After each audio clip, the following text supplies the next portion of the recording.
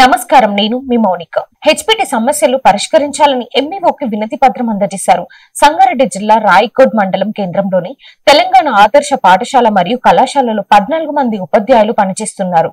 వారికి సెప్టెంబర్ మాసం నుండి జీతాలు రావడం లేదని మరియు ఎవరు పట్టించుకోవడం లేదని, ముఖ్యంగా అక్టోబర్ నుండి డిసెంబర్ రాయకోడ్ పాఠశాల హెచ్పిటి ఉపాధ్యాయులు జీతాలు ఆపడం జరిగిందన్నారు.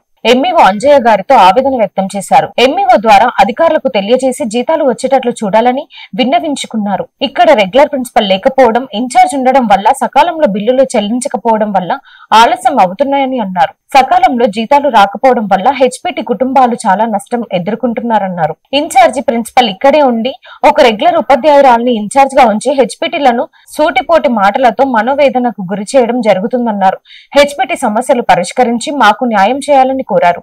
ఈ కార్యక్రమంలో హెచ్పిటిలు శివశంకర్, మోహన్ రాజ్, సుధాకర్, మమత, సౌమ్య, లక్ష్మి, సంధ్య తదితరులు పాల్గొన్నారు. మెదక్ జిల్లా కాంగ్రెస్ పార్టీ అధ్యక్షులు ఆంజనేయులు గౌడ్ హత్నూర్ మండలం నాగారం గ్రామంలో ఆంజనేయ స్వామి విగ్రహ ప్రతిష్ఠ కార్యక్రమంలో పాల్గొన్నారు. మరియు తదితర నియోజకవర్గాల వివాహ వేడుకల్లో పాల్గొని వధువరులను ఆశీర్వదించారు. ఈ కార్యక్రమంలో కౌడిపల్లి బ్లాక్ కాంగ్రెస్ అధ్యక్షులు శ్రీనివాస్ రెడ్డి, నర్సాపూర్ మండలం OBC cell president Ashok Goud, Naresh, Satish, Anji, Mudiraj తదితరులు పాల్గొన్నారు. నాగర్ కర్నూలు జిల్లా దోమలపెంట ఎస్ఎల్బీసీ సొరంగంలో 14వ రోజు కొనసాగుతున్న రెస్క్యూ ఆపరేషన్. లోపల చిక్కుకున్న వారి జాడ గుర్తించేందుకు టన్నెల్లోకి వెళ్లిన కేరళ జాగిలాలు. ఎస్ఎల్బీసీ టన్నెల్లో చిక్కుకున్న వారిని గుర్తించేందుకు గురువారం నాడు కేరళ నుండి ప్రత్యేక హెలికాప్టర్ ద్వారా క్యాడవర్ డాగ్స్ ను తీసుకొచ్చారు.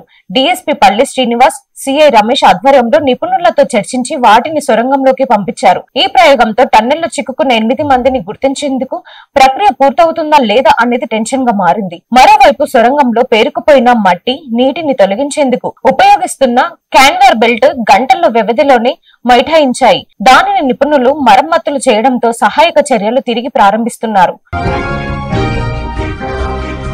విద్యార్థులను కరెంట్ వైర్ తో చితకబాదిన పీఈటీ. కీసర ప్రభుత్వ పాఠశాలలో పీఈటీ ఆనంద్ అరాచకం. ఒంట్లో బాలేదన్నా వినకుండా 8 మంది విద్యార్థినులను చితకబాదిన పీఈటీ ఆనంద్. 8వ తరగతి చదువుతున్న ప్రణతి, వైశాలి, కావ్య, నవ్య, చరణ్య, కీర్తనలను గేమ్స్ పీరియడ్ లో ఆటలు ఆడేందుకు విద్యార్థినులు రాలేదని ఏమాత్రం కనికరం లేకుండా కరెంట్ వైర్ తో చితకబాదాడు. గురువారం ఇంటికి వచ్చిన విద్యార్థినులు వాళ్ళ తల్లిదండ్రులతో స్కూల్లో జరిగిన విషయం గురించి చెప్పారు.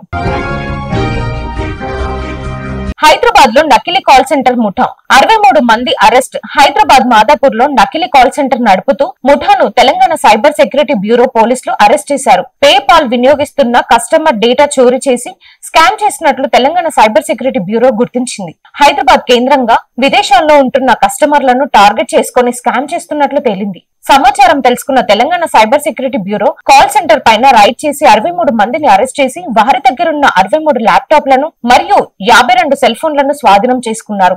గుజరాత్ కు చెందిన మనస్విని, కైవన్ పటేల్, రాహుల్ ని అరెస్ట్ చేసి విచారిస్తున్నట్లు సైబర్ సెక్యూరిటీ బ్యూరో తెలంగాణ రాష్ట్ర డైరెక్టర్ షికాగోల్ అన్నారు. అన్నోన్ నెంబర్ తో కాల్ వస్తే వారికి ఎలాంటి ఓటీపీలు, క్రెడిట్ కార్డ్, డెబిట్ కార్డ్ నెంబర్లు, బ్యాంక్ వివరాలు చెప్పొద్దని ఆదేశించారు. ఈ కార్యక్రమంలో SP Devender Singh, DSP KVM Prasad, inspector Ramesh, Ashish, Mahender, Srinu, SI Ramu, Mohammed, Raju తదితరులు పాల్గొన్నారు. హైదరాబాద్ కేపీహెచ్పీ మెట్రో స్టేషన్ వద్ద మద్యం మత్తులో యువతులు హల్చల్ చేశారు. బైక్ ను ఢీకొట్టి తిరిగి యువకులతో గొడవకు దిగారు. దీంతో ద్విచక్ర వాహనకారుడు ట్రాఫిక్ పోలీసులను ఆశ్రయించాడు. ఘటన స్థలానికి చేరుకున్న ట్రాఫిక్ పోలీసులు డ్రంక్ అండ్ డ్రైవ్ టెస్ట్ చేయగా రీడింగ్ 212 పాయింట్ కు నమోదైంది. పోలీసులు యువతిపై కేసు నమోదు చేశారు. Thanks for watching.